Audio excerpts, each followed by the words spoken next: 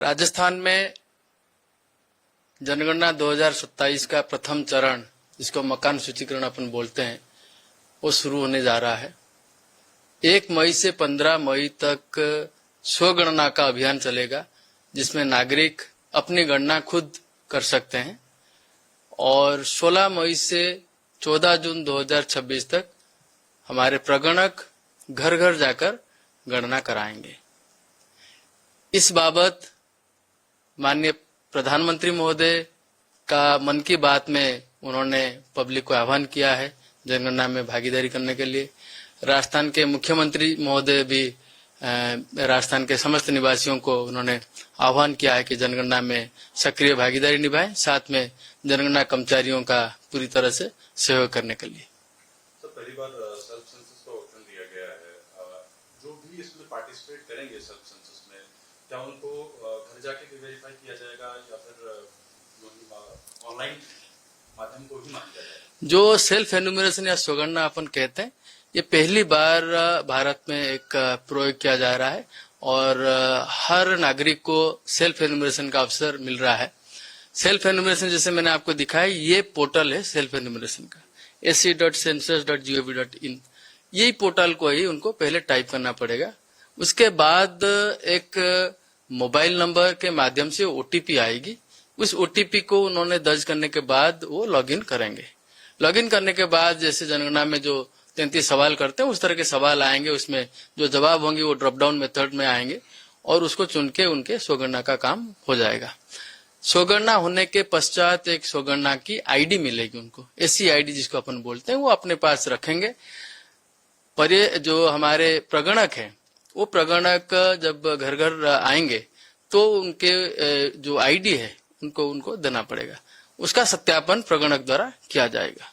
किसी भी तरह से कोई अगर गलती हुई हो, कोई त्रुटि हुई हो भरने में, तो वहां उसको संशोधन किया जा सकता है। सर, एक डर ये भी है कि ऐसे टाइम में कुछ साइबर ठग या कुछ अपराधी भी इसका गलत फायदा उठाने की कोशिश करते हैं या करेंगे, उसके लिए किस तरह की तैयारी? मैं यही निवेदन करूंगा कि ये जो पोर्टल का जो नाम मैंने बताया है, इस पोर्टल को पूरी तरह से टाइप करने के पश्चात, उसके बाद टाइप करके एंटर करने से पहले एक बार वो जरूर चेक कर लें कि पोर्टल को आपने सही तरीके से टाइप किया है। ठीक है, यही पोर्टल है जो ऑथेंटिक पोर्टल है। इसके अलावा कोई भी पोर्टल होगा वो ऑथेंटिक नहीं है।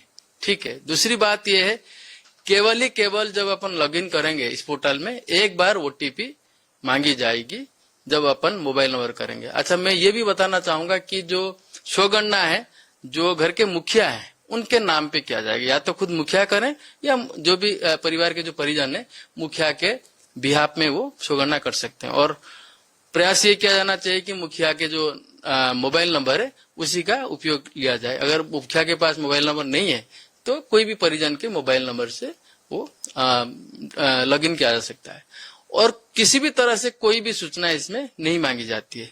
और जहां तक डोर टू डोर सर्वे की बात करें, जो हम लोग 16 मई से शुरू करने जा रहे हैं, उसमें भी जो प्रगणक आएंगे ज्यादातर स्कूल टीचर हैं, वहीं के स्थानीय निवासी होते हैं और ज्यादातर उनको जानते हैं। ठीक है, वहां के लोग, स्थानीय लोग उनको जानते भी हैं। किसी तरह से कोई डिफिकल्टी नहीं होती है उसमें जानने में।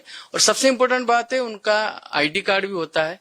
उस आईडी कार्ड में क्यूआर कोड भी होता है और जानेंगे अगर किसी भी तरह से कोई शंका है, कोई डाउट है, तो भी उसको वो वेरीफाई कर सकते हैं, उसका सत्यापन भी कर सकते हैं। सर, सर्वर्स को लेके काफी इश्यूज रहते हैं, साइट सर्वर्स को लेके, उसके लिए क्या तकनीकी तैयारियां की गई हैं? हमारी टेक्निकल टीम दिल्ली में है, यहाँ राजस्थान जयपुर में भी है और जिला स्तर में भी टेक्निकल टीम है। और सबसे इम्पोर्टेंट बात है, राजस्थान से पहले अभी कम से कम 10 स्टेट्स में, भारत के अन्य राज्यों में भी 10 राज्यों में ऑलरेडी स्वगणना और जनगणना का कार्य भी शुरू हो गया। क्योंकि ये एक शेड्यूल है, राजस्थान ने ये चुना है कि भाई 1 मई से स्वगणना का काम करेगा और राजस्थान में 16 मई से जो एक्चुअल जो डोर टू डोर सर्वे होगा। तो उसी हिसाब से जो 10 स्टेट में ऑलरेडी काम हो रहे हैं, तो वहाँ किसी भी तरह से कोई तकनीकी कमियां या खामियां की बात नहीं आई है। फिर भी इसको एड्रेस करने के लिए हमारे पास टीम मौजूद है।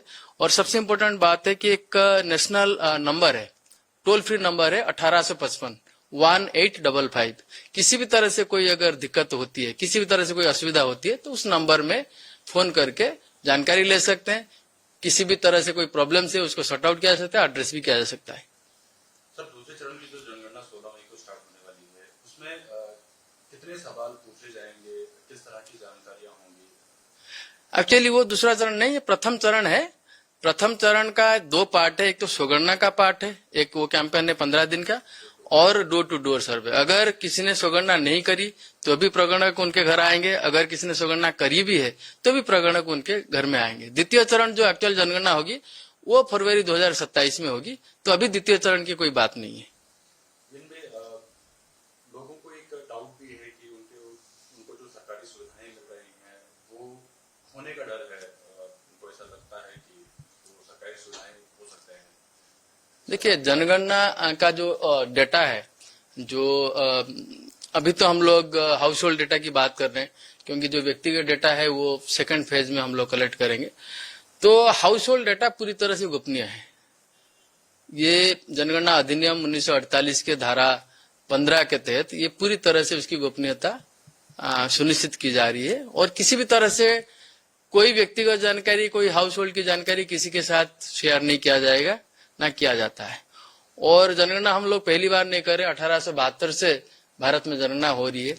कभी भी इस तरह की बात नहीं आई कि किसकी जनगणना के डेटा के आधार पर किसी से कोई बेनिफिट या कोई लाभ छीना गया, या किसी को कोई लाभ दिया भी गया। क्योंकि हमारे देश में जो भी विकास के जो योजनाएं बनते हैं, उस योजना में अलग गाइडलाइन होते हैं, और जो बेनिफिशियरीज हैं, लाभार्थी हैं, उनके चयन का भी अलग गाइडलाइन होता है।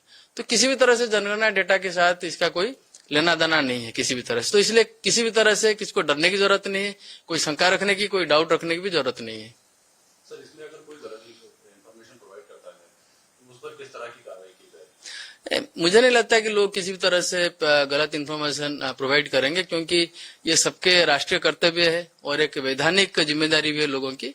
और गलत इन्फॉर्मेशन प्रोवाइड करने का किसी भी तरह से कोई स्कोप नहीं है, क्योंकि जो प्रगणक है वो भी स्थानीय अधिकारी या कर्मचारी होते हैं, और ऐसे कोई इन्फॉर्मेशन अपन मांग नहीं रहे जिसमें गलत इन्फॉर्मेशन देने की आवश्यकता हो। अपन एक हाउस होल्ड से ये पूछते हैं कि एक सामान्य जीवन जीने के लिए जो सुविधाएं, जो लाभ, या जो किसी भी तरह से परिसंपत्तियां होती है, उसके बारे में पूछा जाता है। इसमें ऐसे कोई बात नहीं पूछे जाते हैं कि हम लोग के आपके प्रॉपर्टी के बारे में, किसी कोई बैंक बैलेंस के बारे में, या कोई सोना चांदी के बारे में, ऐसे कुछ भी कोई सवाल नहीं होता है कि आपके यहाँ टॉयलेट की सुविधा है नहीं, आपके यहाँ पीने के पानी की सुविधा है, बिजली की सुविधा है नहीं, ये पूछते हैं। आने जाने के लिए आपके पास दुपहिया वाहन या 4 व्हीलर की सुविधा है, खबर वगैरह देखने के लिए, जानने के लिए टीवी की मैंने सुविधा है, वार्तालाप करने के लिए या किसी से बात करने, कम्युनिकेशन करने के लिए मोबाइल की सुविधा है या नहीं। इस तरह के सवाल पूछ रहे हैं जो एक सामान्य जीवन जीने के लिए एक व्यक्ति के पास या घर के पास होना चाहिए, ये सवाल कर रहे हैं। तो इसलिए मुझे नहीं लगता किसी भी तरह से इस सवाल को लेके कोई किसी के मन में कोई शंका होगी, या किसी भी तरह से कोई गलत जवाब देने की इच्छा होगी, या कोई सोच रहा होगा। मुझे तो नहीं लगता है। सर, क्या जातिगत जनगणना भी इसके साथ ही शुरू की जाएगी? जातिगत जनगणना का अनाउंसमेंट जरूर हुआ है, और सेकंड फेज में उसके बारे में विस्तृत दिशा निर्देश हम सबको मिलेंगे, किस तरह से किया जाएगा, वो किस तरह से डेटा एकत्र करेंगे। वो अभी प्रथम फेज के ऊपर हम लोग फोकस कर रहे हैं, सेकेंड फेज के ऊपर अभी किसी भी तरह से कोई दिशा निर्देश हमें प्राप्त नहीं हुए। सर, वर्तमान में कितने हाउस होल्ड के रिकॉर्ड्स आपके पास रजिस्टर्ड हैं? वो तो 2011 जो जनगणना हुई थी 2011 में, उसके केवल डेटा हमारे पास अभी है। अभी जब अपन गणना करेंगे तो जाके हाउस होल्ड के जो डेटा है हमारे सामने आएंगे। अभी हम लोग नहीं कह सकते कितने हाउस होल्ड हमारे सामने है। लोगों को कोई सलाह या एडवाइस देना चाहेंगे? मैं सभी से ही अपील करना चाहूंगा कि आप बेफिक्र होके जनगणना के जो प्रक्रिया है उसमें भागीदारी निभाएं। स्वगणना करने का एक बहुत अच्छा अवसर मिला है, वो स्वगणना आप खुद करें। उसके अलावा जो जनगणना के जो कार्मिक आपके घर आएंगे 16 मई से 14 जून के अंदर, उनका पूरी तरह से सहयोग करें, सही जवाब दें, सटीक गणना करवाएं। राष्ट्रीय कार्य है और उसमें आप पूरी अपनी भागीदारी निभाएं। आपके राज्य की खबरें, आपके शहर की खबरें सबसे पहले जानने के लिए देखते रहें अमर उजाला। चैनल को सब्सक्राइब जरूर कर लें और पाएं हर अपडेट।